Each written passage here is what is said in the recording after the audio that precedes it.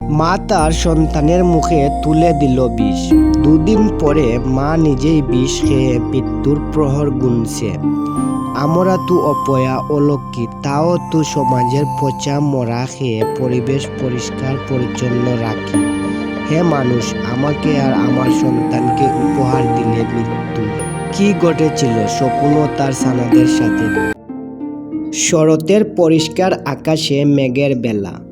সূর্যমামা তার রূপের জলকানি দেখাচ্ছে চারদিকে, যার জলকানিতে মুগ্ধকর চারপাশের প্রকৃতি। জাকরা ওই গাছটার একেবারে মগ ডালে বাসা বেঁধেছে শকুনরা। মায়ের জন্য অপেক্ষা করছে শকুন ছানারা। মাত্র কয়েকদিন হলো ডিম ফুটে বের হয়েছে তারা। ওই যে আকাশে ওদের মায়ের দেখা পাওয়া গেছে। মাকে দেখে ছানারা কি খুশি। কাজ শেষে মা ঘরে এলে সব সন্তানেরাই খুশিতে আত্মহারা হয়ে ওঠে। রাজকীয় ভঙ্গিতে মা নেমে এলো বাসায়। মনে হয় বাচ্চারা কিচির মিচির করে বলছে, মা কি খাবার নিয়ে এলে দেখি তো। হ্যাঁ, ওদের মা খাবার ঠিকও এনেছে, আস্ত নয়, পেটে করে। পাশের গ্রামের রাস্তার ধারে একটি মরা গরুর নাড়ি বুড়ি পেট ভরে খেয়ে এসেছে। খানিক অংশ বমি করে দেবে ছানাদের জন্য।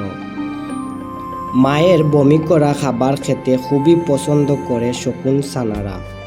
কিন্তু শকুন মা জানে না নিজের অজান্তে তুলে দিয়েছে বিষ সন্তানদের মুখে। না জেনে নিজেও খেয়ে এসেছে বিষ, যার মূল্য তাকেও তার সন্তানকে দিতে হবে জীবন দিয়ে। আসলে ঘটনা ঘটে গেছে মরা গরু থেকে। মা শকুন মরা গরুর মাংস খেয়েছিল।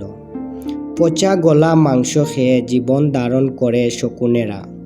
সমস্যা হলো গরুর মাংসে মেশানো ছিল ডাইক্লোফেনাক নামক ওষুধ, যার বিষক্রিয়া শকুনের মতো শক্তিশালী হজম ক্ষমতাশীল প্রাণীরও কিডনি নষ্ট করে দিতে সক্ষম। 2 দিন আগে সন্তানকে বিষ খাইয়ে এসে নিজেও মৃত্যুর প্রহর গুনছে মা শকুন।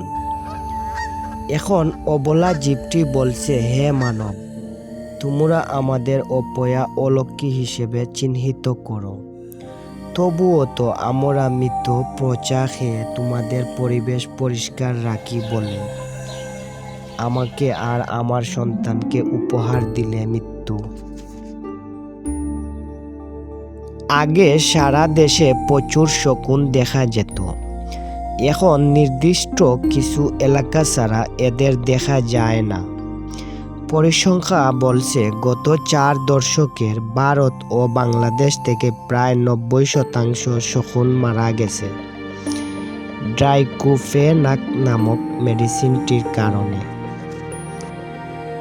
হে মানব, আমরাই তো পারি আমাদের পরিবেশ পরিচ্ছন্ন রাখার নায়কদের বাঁচিয়ে রাখতে।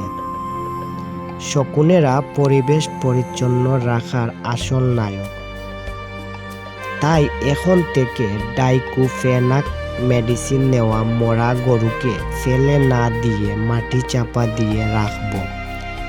এতে পরিবেশও ভালো থাকবে আর আমাদের নায়করাও বেঁচে থাকবে। আস্তে আস্তে আবারও আগের মতো দেখা মিলবে তাদের।